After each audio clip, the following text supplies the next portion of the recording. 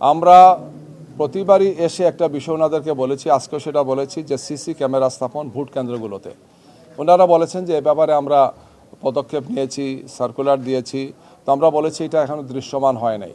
যে কয়েকটি সেন্টারে ওনারা দিয়েছেন আমরা দেখেছি সেটা সংখ্যা অর্ধেকেরও কম। এখনও সিসি ক্যামেরা আমরা খোঁজখবর নিয়ে ওনাদেরকে তথ্যগুলো দিয়েছি এবং এই ক্যামেরাটা অনেক ক্ষেত্রেই সেন্টারের বাইরের দিকে দেওয়া, অর্থাৎ বাইরে কি হচ্ছে সেটা দেখা যাবে।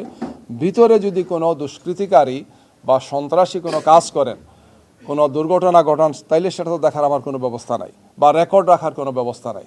আমরা বলেছি যে না, এটা আপনাদের বাস্তবভিত্তিক পদক্ষেপ নিতে হবে। আমরা এই ব্যাপারে প্রধান উপদেষ্টা, এরপরে অর্থ উপদেষ্টা সবার সাথে আমরা দৃশ্যাসন করেছি, কথা বলেছি যে এই ব্যাপারে প্রয়োজনীয় সহযোগিতা, প্র্যাকটিক্যাল সহযোগিতা যেটা করা উচিত ওনারা যাতে সেটা করেন। আমরা বলেছি যে এই ব্যাপারে আপনারা সহযোগিতা পাবেন। আমরা সবগুলো সেন্টারে চাই সিসি ক্যামেরা স্থাপন করা হোক, যাতে কোনো ধরনের কোনো অনাকাঙ্ক্ষিত, অপ্রত্যাশিত বা এই ধরনের সন্ত্রাসী কোনো কার্যক্রম যাতে কেউ করতে না পারেন। একটি সুন্দর নিরাপদ নির্বাচনে যাতে আমাদের দেশের মানুষ অংশগ্রহণ করতে পারে।